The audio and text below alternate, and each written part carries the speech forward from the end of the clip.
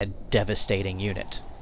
So after that failed attack, the best thing you can do is either counterattack or expand. So here I am getting down my expansion. I've got in a couple more pylons for warping in. What I should be doing is also building some assimilators here so that as soon as this nexus comes in, I can get to work. Again, it's a small mistake that I've made. Let's see how much it really affects the game. As soon as everything's built, I'm bringing in some more stalkers, and I'm putting my one stupid little probe to work, and I've queued up 5 more. What you really want to do is take some of these probes here, which I really should have more. I only have 18 probes. 18 probes is not even enough for one base, and here I am coming into 2 bases. If I'd had 20 or 30 probes, I could have taken half of these from here, moved them down to this expansion, and I would have had full production from both, allowing me to train more probes from both nexi instead of just the one, giving me that much better economic boost. Now you see, even with the small group I have over here at the expansion, I'm starting to outpace his economy quite a bit. Chrono boosting out some more probes, because, hey, I remembered that I can do that. It's going to be a lot of theme of this game, remembering that I can do things that I've forgotten. See here, I've got my Colossus out. He has now a range of 9, which is huge, since the Terran ground units don't have anything even remotely close to that range. Let's see, the Marauders here, they have a range of 6, and I can't tell you how much the Marines have, because he still hasn't built any. That's one of the tips that I really gave him after this game, is that he needs to build more of the basic units before he comes up to the advanced units. He's got 4 siege tanks, he's got a ghost, he's got a handful of marauders, but again, oh, here we go, 2 whole marines. Marines may not seem like much, but they are so dirt cheap, you can get 6 or 8 of them for essentially nothing. They cost 50 minerals apiece, whereas a zealot costs 100 minerals apiece, and even a sentry costs 125 with some gas. Oh, here we go. I've got a big force coming in now. Let's see what happens.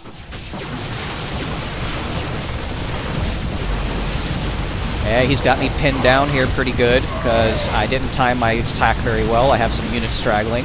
Finally get my Guardian shields up, and now I bring the Immortals into the fight. The Immortals are what really is going to turn the tide here. It's like even this small force with a couple sentries and a couple Immortals will devour tanks. Watch how much this one Immortal does. He's not taking any damage. He finally brings in the Marines. The Marines would have been better for the Marauder, or I'm sorry, for the Immortal, because the Marines are going to deal small damage quicker, which is going to counteract the Immortal shields. But you see, I had just enough to come on in here. Turret shoots down my Observer finally. And I have 1 whole Stalker left. That attack really should have gone more in my favor, but due to some micromanagement issues, I really failed. And oh, holy crap, he's got a planetary fortress. Let's run the hell away. So this one last Stalker is finally going to go down. So let's take a look at Farvpool's base here. What do I see? Again, I see that he's got not a whole lot of the lower tech units. He's got a missile turret here at his front gate, but nothing else walling it off. That gives me free reign to come up here. And the missile turret, while it's not bad, it provides detection, it shoots down air units, but I really haven't shown him that he needs much of that yet. While they're not really expensive, those are minerals that he could have better been using elsewhere. And then I look in here, and he's got the Planetary Fortress. Planetary Fortress is freaking awesome. It does a ton of damage. It's a great defensive building. But... oh, I took out his refineries here. I forgot how I did that. I think I brought the Colossus over, but forget about that one. Yeah, I brought the Colossus over. It stood over here, and it just took out his refineries. But again, back to the Planetary Fortress, he would be much better served to get the Orbital Command upgrade. While it's not a defensive structure, it's much better on your economy. It allows you to summon in mules, which are free workers, as not to mention scanner sweeps. Right now, he has no idea what I've got going on. He hasn't been sending out scouting parties. The only thing he got in there was that one ghost. For all he knows, I could have a mothership sitting in my base, and he would have no idea what to do about it. So let's see, I'm bringing in some Stargates now because I saw he has tanks, he has Marauders, he has nothing that can take down air units. So this is what StarCraft II is about. It's about seeing what your opponent is doing and learning how to counteract that. I see he has no air defense aside from that one little turret, so I start bringing in some air units. And here he comes in again with his ghost guy. Now remember, I had that one observer sitting with my army. Well, I sent that army into his base, and that observer got taken out by the missile turret. I still have one observer around here somewhere, but here he is, right here. But I have nothing back at my base with detection. So again, this one stupid little ghost is going to come in here and mess me up. I've got an immortal training at the robotics facility, so that's not going to help me any. So here he comes, stupid little ghost self, and he's going to make the same mistake again. He's going to start shooting. Now, I hear the shooting, I instantly know something's up. I've got a frickin' ghost in my base again.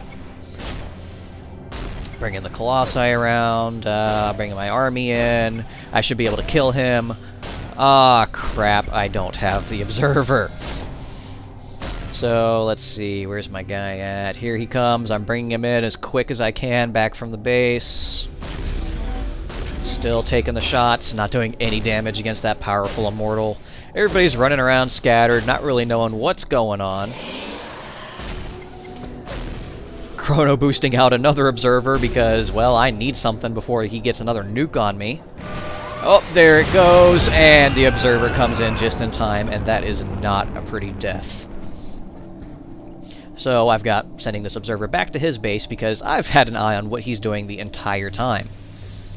Oh, Thor is here. He has his Thor, which now gives him a total of 1 unit that can shoot air, and the Viking. I love Vikings on Terran. They are so dirt cheap. What do they cost? They cost 150 minerals and 75 gas. That's nothing for an air unit. And they are pretty darn powerful.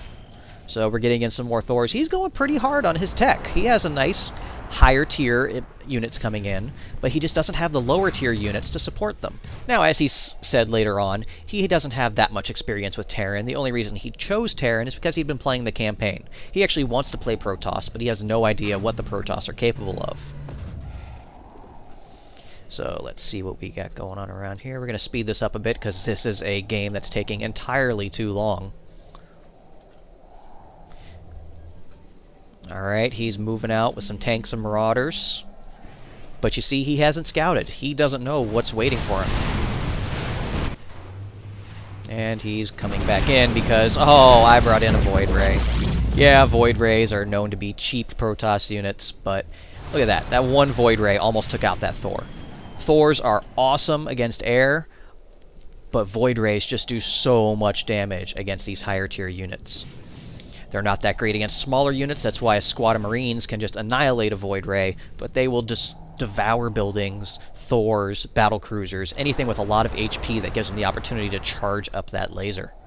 So what have I got going on in here? Bringing in some more stuff. I'm sitting at 100 supply. And of that, 35 are probes. Here's where you're really starting to see the difference in the economy. I've got 35 probes to his still 19 SCVs. If we look at the production, oh, not production, look at the income, I have 600 minerals to his 400 with almost twice the amount of harvesters. And that has just allowed me to just get this huge army, well, not huge army, but this solid army quicker than he can build anything. You can see he hasn't even started with his expansion yet, finally going up, waiting until he has nothing left in his main. You really need to be constantly making workers so that you can get your economy up faster than your opponent. So here I come in with my army. This is going to be the climactic battle. Let's see how this one goes. Got Stalkers, I got Zealots, I got Immortals, I got Colossi. Yeah, I've got my Observer here to get me sight to this higher ground, and I'm just annihilating him. Here he goes. His SCVs are gone. His supply depots are going down. He finally brings in his army. This is what really helped me out. I had him bring his army to me instead of trying to come up this choke point again. And God, I love Colossi. Just look at these guys. That Thermal Lance upgrade makes all the difference. That's why I don't even make a Colossus until after I have the upgrade. I didn't lose much of anything in there. Look at that. He's lost almost twice as many units as I have over the course of the game. And it all comes down to scouting. So we're just going to mop up here. Bringing in the Vikings. Vikings are a great counter to the Colossi. That's why I moved them back. Bring up my Stalkers.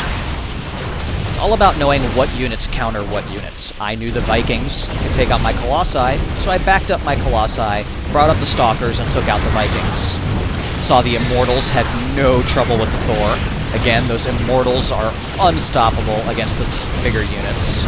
And we're pretty much done here. He doesn't have anything left. We're going to speed up this mop-up here.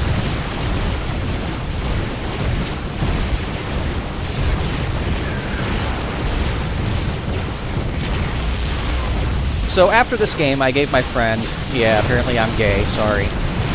I gave him some advice as to what he could have done. Mainly getting those smaller units quicker, getting his economy going faster, and not getting the planetary fortress. Look at how effective this planetary fortress is right now. It has no range, I'm just taking it out at my leisure. Bringing in some Void Rays, just because I can. What's he got coming after me? Oh, he's sending 2 SCVs at my base. Thanks, that's really going to help. Look at that, those 2 Void Rays annihilated that factory. Didn't even stand a chance. And I'm just coming in here, got that fortress down, finally going to bring my army back up. And yeah, he's done. Come over here. Oh, he must have an expansion up. Let's see what he's got. Yeah. Watch this command center. Gone. Yeah, that was at double speed. Okay. And he leaves the game. So that was that. We're going to look at how he changed his tactics in another game due to my advice and how I then countered that.